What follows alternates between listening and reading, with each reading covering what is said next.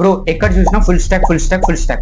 అసలు full stock అంటే ఏంటో చెప్తా తెలుసుకో. ఇమాజిన్ ఇప్పుడు నువ్వు ఏదైనా ఒక టాయ్ షాప్ నిర్మించాలనుకుంటావు. అయితే ఫస్ట్ నువ్వు షాప్ బిల్డ్ చేసేటప్పుడు అవుట్ సైడ్ డిజైన్ ఏదైతే ఉందో అది మొత్తం కూడా కన్స్ట్రక్ట్ చేసిన తర్వాతనే ఇంటీరియర్ ఇన్సైడ్ డిజైన్ చేస్తావు. అంటే అవుట్ సైడ్ ది వర్క్ అంటే వాల్స్ కావచ్చు, డోర్స్, విండోస్, సో ఇవన్నీ కూడా out side the work. And inside the work అంటే టాయ్స్, షెల్ఫ్స్ కావచ్చు, క్యాష్ కౌంటర్, స్టోరేజ్ రూమ్స్, ఇదంతా కూడా బ్యాక్ సైడ్. సో ఇక్కడ నువ్వు అండర్స్టాండ్ చేసుకోవాల్సిన విషయం ఏంటంటే అవుట్ సైడ్ ద వర్క్ అంటే పీపుల్స్ ఏదైతే చూస్తారో దాని అంతా కూడా మనం అవుట్ సైడ్ ద వర్క్ అంటాం. ఇన్సైడ్ ద వర్క్ అంటే what happens behind the scenes, that's the inside work. Same ఇలాగనే కంప్యూటర్ వరల్డ్ లోకి వస్తే మనం ఏదైనా ఒక వెబ్సైట్ చేయాలన్నా, ఒక యాప్ డెవలప్ చేయాలన్నా డెఫినెట్లీ ఈ 2 టైప్స్ ఆఫ్ వర్క్ అనేది కావాలి. సో ఫ్రంట్ ఎండ్ అంటే ఇక్కడ మీరు ఏదైతే బటన్స్ కావచ్చు, పిక్చర్స్, కలర్స్, టెక్స్ట్, ఐకాన్స్, ఇవంతా కూడా మనకి ఫ్రంట్ ఎండ్ లో వస్తుంది.